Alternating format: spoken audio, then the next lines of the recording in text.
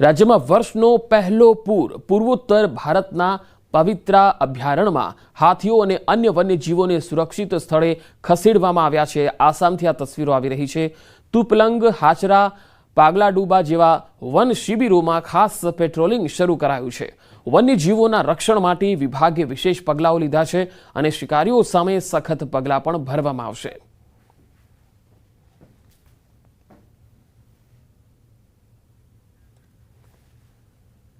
બિહારથી હિંસક અથડામણનો એક video social media પર વાયરલ થઈ રહ્યો છે, જેમાં લાકડીઓ વડે પુરુષ અને મહિલાઓ વચ્ચે હિંસક અથડામણ થઈ હતી।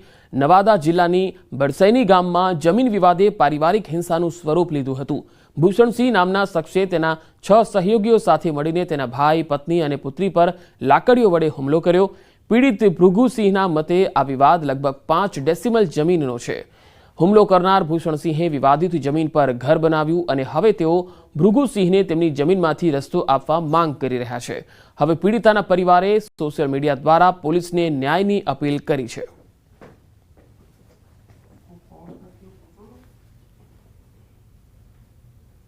दुआरी पर बैठे सर उधर से आया, मारना शुरू कर दिया। मारते मारते हमारा बीवी आ गई, बस उसको भी मार के वहीं गिरा दिया दुआरी पर से। उसके बाद चले आई बच्ची को भी मार के गिरा दिया सर। हम लोग तीनों मिल के पड़ गए। लोग बाग आए बहुत देरी के बाद, मारने के बाद में तीनों लौटते रह गए, कोई उपाय नहीं। बाराबंकी પોલીસે રાત્રિ પેટ્રોલિંગ દરમિયાન કેટલાક સંદિગ્ધો મળી આવ્યા, જેમને રોકવામાં આવતા તેઓ રોકાયા નહીં અને પૂરપાટ ઝડપે ભાગવાનો પ્રયાસ કર્યો। પોલીસ પર ગોળીબાર કર્યો। પોલીસે પણ જવાબી ગોળીબાર કર્યો, જેમાં એક આરોપી ઘાયલ થયો, જેને સારવાર માટે ખસેડાયો છે। આરોપી પાસેથી રોકડ સહિત ગેરકાયદેસર પિસ્તોલ અને કારતૂસ જપ્ત કરવામાં આવ્યા।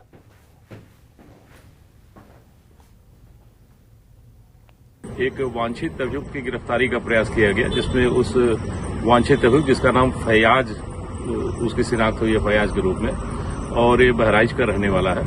उसके द्वारा पुलिस टीम पे जवाबी फायरिंग की गई, जिसमें आत्मरक्षार्थ पुलिस टीम द्वारा की गई फायरिंग में उसे चोटें आई हैं शरीर के निचले हिस्से पे और वो घायल हुआ है। उसे हॉस्पिटल भेजा गया है।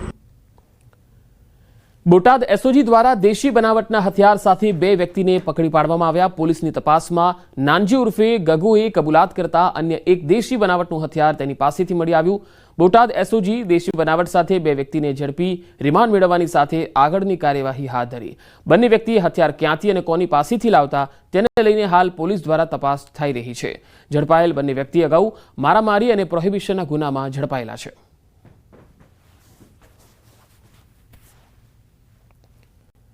આ તરફ સુરતમાં ફરી ગાંજા સાથે એક આરોપી પકડાયો છે।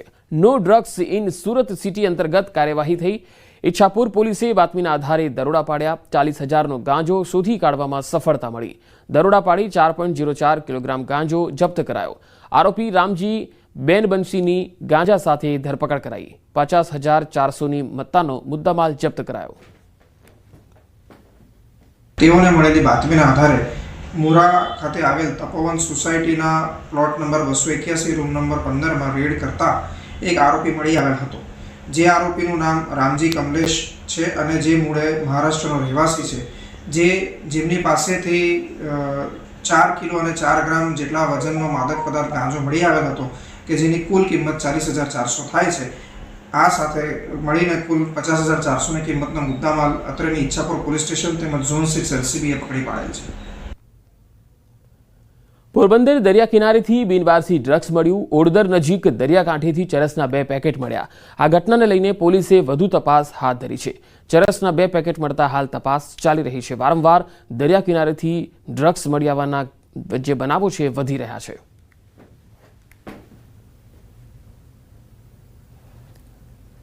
મહેસાણા પૂર્વ ધારાસભ્ય બળદેવજી ઠાકોરની જીભ લપસી। કડીમાં કોંગ્રેસના પ્રચાર દરમિયાન બળદેવજીએ ભાંગરો વાટ્યો। બળદેવજીને સવાલ કર્યો કે કયા કારણોથી કોંગ્રેસ જીતશે એવું લાગે છે। બળદેવજીએ જવાબ આપતા જીભ લપસી ગઈ। કોંગ્રેસે જે દાદાગીરી, નાના માણસોને હેરાન કરવાના અને જો હુકમી ચલાવતી હોવાની વાત કરી દીધી। શાળાની હાલત ખરાબ હોવાની વાત કરી। રાજ્યમાં બક્ષીપંચના કે ગરીબોના બાળકો ભણી ના શકે એવી પરિસ્થિતિ ઊભી થઈ હોવાની હૈયા વરાળ કાઢી। ગ્રાન્ટેબલ શાળાઓ બંધ કરવી, ગ્રાન્ટેબલ શાળામાં શિક્ષકોની ભરતી ન કરવી, કઈ રીતે સામાન્ય કુટુંબનો બાળક ન ભણે એવી સ્થિતિ ઊભી કરી છે। ભાજપના કડીમાં જૂથવાદ મુદ્દે પણ બળદેવજીએ કંઈ કહેવાનું ટાળ્યું। કડીની પ્રજાએ કોંગ્રેસના ઉમેદવારને જીતાડવાનું નક્કી કર્યું છે. એમનો જૂથવાદ એ જાણે અને ભાજપ પાર્ટી જાણે એવું પણ તેમણે કહ્યું. કારણો આપ સૌ જાણો છો કે કોંગ્રેસે જે દાદાગીરી, નાના માણસોને હેરાન કરવાના, જો હુકમી ચલાવવાની, ગરીબ લોકોને દાખલા તરીકે તમે આજે આ કોડા ગામમાં આવ્યા છો તો કોડા ગામની પ્રાથમિક શાળાની પરિસ્થિતિ શું છે આપણે તેને જોઈ આવજો. કદાચ સમગ્ર ગુજરાત રાજ્યની અંદર બક્ષીપંથના સામાન્ય કુટુંબના ગરીબોના બાળકો ન ભણી શકે એવી પરિસ્થિતિ ગુજરાત રાજ્યની અંદર આ સરકારે પેદા કરી છે. કડી બેઠક કબજે કરવા કોંગ્રેસે પણ એડી છૂટીનું જોર લગાવ્યું. કડી વિધાનસભાની પેટા ચૂંટણીને લઈ કોંગ્રેસે આજે પ્રચારના શ્રી ગણેશ કર્યા. કોંગ્રેસના ઉમેદવાર રમેશ ચાવડાએ અંતરિયાળ વિસ્તારથી પ્રચારની શરૂઆત કરી. શિક્ષણ અને મોંઘવારીના મુદ્દાને લઈ લોકો પાસે મત માંગવા પહોંચ્યા. ઓબીસી મતોથી પ્રભાવિત મત વિસ્તારોમાં મતદારોને મત આપવા અપીલ કરી. પ્રચારમાં પૂર્વ ધારાસભ્ય બળદેવજી ઠાકોર સહિત કોંગ્રેસના હોદ્દેદારો અને આગેવાનો પણ જોડાયા.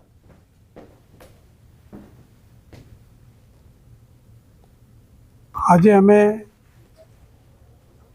કોંગ્રેસ પક્ષ તરફથી ચૂંટણી પ્રચારમાં આજે શ્રી ગણેશ કર્યા છે. અહીંયા મુદ્દામાં એક વસ્તુ ખાસ ઉભરીને આવે છે કે અહીંયા મોંઘવારી જબરજસ્ત છે, શિક્ષણ ખાડે ગયું છે, એટલે મોંઘવારી એટલી બધી વધી ગઈ છે એની કોઈ સીમા નહીં.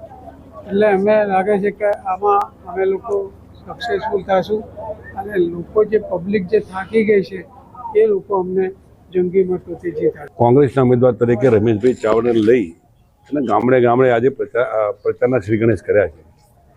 આપ તમે જોઈ શકો છો. જો રમેશભાઈ ચાવડાને અને કોંગ્રેસના આગેવાનને અને કોંગ્રેસના અમારા ઉમેદવારને લોકો મળવા આવે છે. આવી દમ ધોકધોકતા તાપમાં પણ કોંગ્રેસના ઉમેદવારને મળી અને કોંગ્રેસના ઉમેદવારને જીતાડવા માટે આ વખતે કડી તાલુકાની પ્રજા એ કામે લાગવાની છે.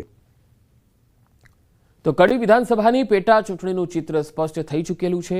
ફોર્મ પરત ખેંચવાનો અંતિમ દિવસ હતો અને કુલ 18 ઉમેદવારોએ ફોર્મ ભર્યા હતા. અંતિમ દિવસે 10 ઉમેદવારે ફોર્મ પરત ખેંચી લેતા હવે 8 ઉમેદવારો ચૂંટણીના મેદાનમાં છે. ભાજપ, કોંગ્રેસ અને આપ વચ્ચે સીધી ટક્કર જોવા મળશે. આપણે કુલ 11 ઉમેદવારોના ફોર્મ માન્ય રહેલા. 11 ઉમેદવારોમાંથી ગઈકાલે 2 ઉમેદવારોએ ફોર્મ પરત ખેંચેલા. આજે એક ઉમેદવારે પોતાનું ફોર્મ પરત ખેંચેલ છે. હાલ કુલ 8 હરીફ ઉમેદવારો નું નામ ફાઇનલ થયેલ છે. આ તરફ વિસાવદરમાં ચૂંટણી પ્રચાર વચ્ચે ભાજપ અને આપ વચ્ચે શાબ્દિક વોર શરૂ થયું. વિસાવદરના રાજકારણમાં હવે આંસુની એન્ટ્રી થઈ ગઈ છે. ભાજપના ઉમેદવાર કિરીટ પટેલ પર આપના ઉમેદવાર ગોપાલ ઇટાલિયાએ પ્રહાર કર્યા. એક ગામમાં પ્રચાર દરમિયાન ગોપાલે કહ્યું કે ભાજપના ઉમેદવાર કિરીટ પટેલ મગરના આંસુ પાડે છે. હારની બીક લાગી એટલે રોવા માંડ્યા. પહેલા ખેડૂતોના આંસુ નહોતા દેખાતા. આક્ષેપ કરનારાઓને મારે જવાબ આપવો છે કે હું ઝેર પીને મરી જાઉં પરંતુ ખેડૂતોનો 1 રૂપિયો જિંદગીમાં ન લઉં.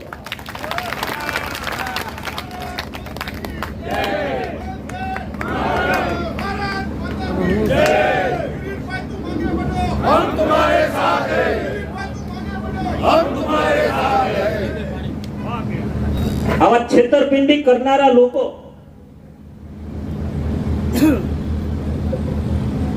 એને મેં સજા કરી છે કે કિરીટ પટેલ ખોટા આહુડા પાડે તો હાચા આહુડા જેના પડ્યા હોય એને દુઃખ તો લાગે જ ને. આ ગામમાં જુનાગઢ જિલ્લા સહકારી બેંકના કૌભાંડના કારણે માણસ મરી ગયા છે. માણસ મરી ગયા. કૌભાંડ કર્યું ભાજપના માણસોએ જુનાગઢ જિલ્લા સહકારી બેંકે અને માણસ આ ગામમાં મરી ગયા. એના ઘરવાળા નહીં રોતા હોય? કિરીટ પટેલ અત્યારે મગરના આંસુ પાડે છે.